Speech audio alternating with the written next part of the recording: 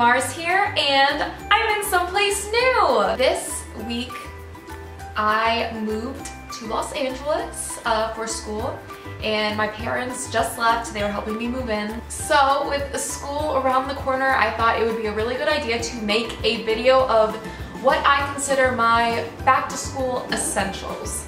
The first thing is something I cannot swear by enough, my planner. I am obsessed with my planner that has monthly planners with a calendar, and then it goes into weekly planner. They're perfect.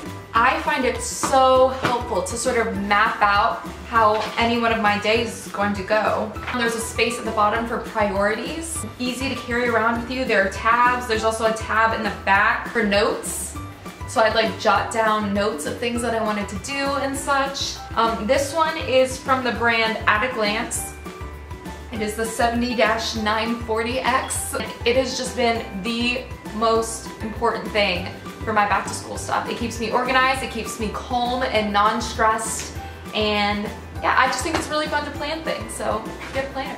Index cards. Index cards are very underrated, not just for presentations, which they're super helpful for, but also just for planning. Can you tell I like to plan things? I just really like to plan, I don't know. And so what I've done is I've given a color and an index card to every day of the week. Then I mark times that I have classes, what class it's for, and what room it's in. Something kind of like this. I've color coded them because I think it's easier. Instead of trying to look at a class schedule on my phone or on a huge piece of paper, that gets really in the way, especially since you're carrying books. It's so much easier to just carry around a small little index card that sort of tells you, hey, like, this is where I need to go, and this is what I need to do, and where. Multicolored highlighters. So when I like to plan things or highlight notes, I sometimes do them in different colors. I used to color code my classes in high school. The blue folder went with the blue notebook, and the blue was for history, and the red was for math, and the orange was for Spanish, etc. I love color coding all of my classes. That way you can keep all of your materials together. You never forget anything. I take notes in a specific color for a class. I remember the material more because it's all like put together with the color. This is a stapler. Now you would think that a stapler would just kind of be like a no-brainer. I always get asked for people to borrow my stapler. On a day that I have a paper due, I'll put it in my backpack just really quickly because no doubt like 10 people will ask me to borrow it. A lot of times people just forget to buy one in general, so it's really nice to have one of these.